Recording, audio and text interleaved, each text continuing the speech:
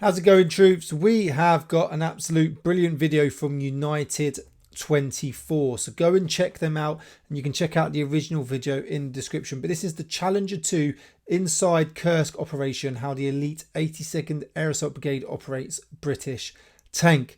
Please do go and check out United 24. They're putting out some great content on the Ukraine and Russia war, and they're over there really trying to gather as much information as possible and get as much correct information out to everyone so they can understand exactly what's going on and get the correct support out to the Ukrainians and hopefully put an end to this war. Challenger 2, one of the best tanks the world has ever seen, had never taken a kill on operations before until the Ukraine and Russia war, where they did take one over the last few years. It can withstand the majority of penetrations for most ammunition, and if used correctly, it is horrifying to come up against. But what we'll do is we will get into this video. Please do comment below with what your thoughts are and what you want to see next, and head over to Combat Ready HQ to check out some of our coffee blends, our t-shirts, mugs and patches. We do ship to Ukraine if you do want some out there, but let's get into it. Our units were among the first to enter the Kursk region. We've tested the armor in action and it performed flawlessly. At least it's never boring. The Kursk operation has been progressing with varying success since August 2024. For almost 6 months now, the Ukrainian army has maintained control of the enemy's territory as a buffer zone, tying down a significant number of enemy forces. So those that don't know, yeah, they really made some huge improvements on gaining territory into Russia's territory, especially over the last week. They've most probably gone in around 5 to 10k into Russian territory. So this Kursk operation has been a positive, and it has been working. Today we are somewhere in the rear of the Kursk operation with the units of 82nd Paratrooper Brigade. Behind this net is the tank we used to film back in the day. It's the Challenger 2, and it is hidden in this tree line because of the danger of being seen from above. Here we are not so far from the enemy lines. And while the soldiers wait for their next orders, we have a chance to talk to the crew and to discuss how the operation is going and what kind of task they do. So this is going to be really interesting to hear what they've got to say, but I'd like to know first, obviously being 82nd Air Assault Paratroopers, how does it work with them being with armoured? Because obviously a Charlie 2 is what, 60 to 80 ton? That's not being airlifted in, it's not being parachuted in. So are these just re-rolled just because of the operations that they're in and they're struggling for manpower, or is something armour something that they would normally do? The main task What a patch though, that's Ali that. repel enemy assaults. So if the enemy decides to reclaim a section of the front, we're there to stop them. In the face of enemy offensives, we've performed quite well, with the results that are, let's say, very, very satisfying. So they're taking out quite a few targets basically. Of innovation, with every new technology countered by another.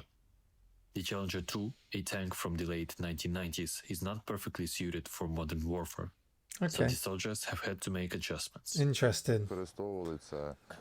We use auxiliary panels that we made ourselves and reinforcements for the chassis. We tried using netting, but it didn't perform very well.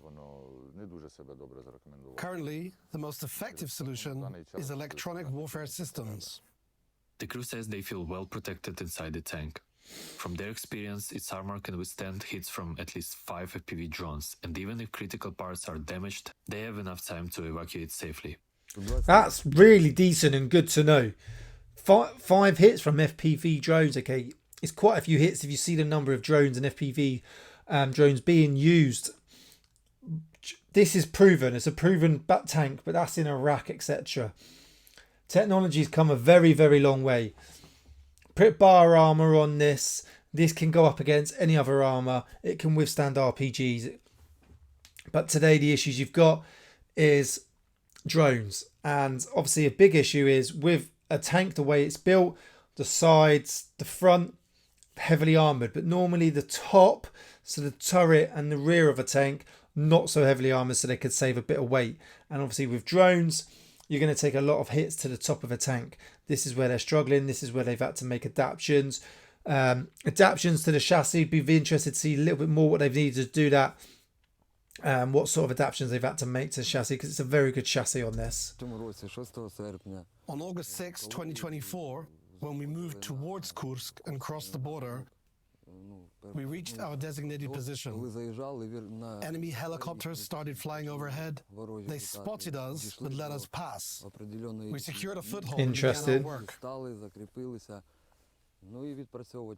Later, 2 helicopters returned and opened fire on us.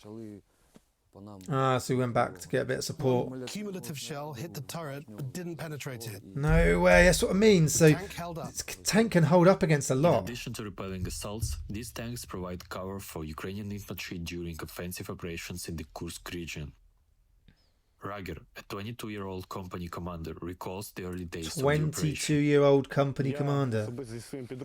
I personally led my unit at the start of the Kursk operation.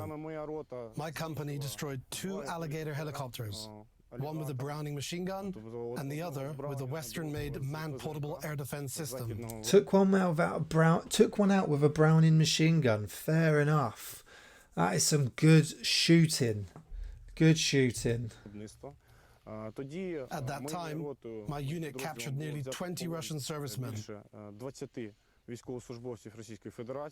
and destroyed more than 4 pieces of equipment. So this guy has basically been fighting since he was about 19 years old in this war. Successful raids and counter-offensive actions on enemy territory. And they've been very successful. 20, obviously, POWs, prisoners of wars, of Russian servicemen is a lot. Very interesting to hear their stories and their takes of what's actually going on out there. Completely different warfare to when I was in Afghanistan. Completely different. North Korean assaults, fiber optic drones, and more. The battlefield has become a testing ground for new technologies and tactics, with both sides adapting at a rapid pace. Despite these challenges, Ukrainian soldiers continue to find creative solutions, leveraging a mix of Western equipment and their own ingenuity. The enemy, as we understand it, is also not standing still. It is making progress. Both we and the enemy have tactical successes. Everything is like a real war.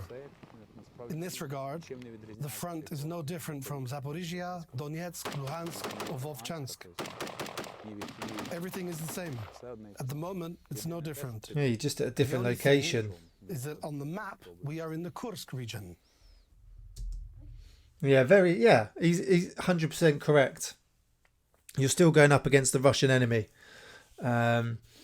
Charlie 2, very, very proven, a very, very good tank, and it's very interesting to see what adaptations they're trying to make to the current threats, and obviously the biggest threat is drones. Really, because I don't think there's 2 major issues with it going up against the T90. Obviously, there wouldn't be much of an issue going up T70s, T64s, etc. The older Russian tanks. Newer T90, yeah, it'd put up a good fight, but don't think it's as capable as the Charlie 2, in my personal opinion. And like I said, I'd be interested to know how it works with 82nd Air Assault Brigade. With them being air assault and obviously a tank not being able to be dropped in. But it's really good because when I was in Afghan, the Charlie wasn't used, but just before I joined, it was being used in Iraq. And I used to speak to people, obviously, within the British Army, and they tell you how good it is. I was in the Household Cavalry Regiment recently before I left, so I worked in a Royal Armoured Corps, working on the CVRT, and you had guys on the Charlie, so you see it manoeuvring around on exercises and stuff, and the guys on training courses, and it is a very, very good tank. But to hear how it is in the modern warfare nowadays, with how technology's changed and how it is still putting up a good fight, the armour is still decent, and if it is taken out, if it is neutralised, they are still able to evacuate, which is really, really good. So yeah, very, very interesting to see and hear what they've got to say on this. And if you ever work on a Charlie 2 and you want to keep warm, it's cold like this in the Kursk region, just sit on the engine. on exercise, the driver, the gunner and that, and the Chally 2, even if it was raining, would just sit on the engine because it puts out, on the exhaust, sorry, because it puts out that much heat. It keeps you warm and dry. So there's a little tip for you there. Thank you for watching. Thank you, United24. Make sure you go and check them out. Head over to combatreadyhq.co.uk to check out our t-shirts and our coffee. And if you want to purchase one of our patches, support the channel. Thank you very much. I'll see you soon.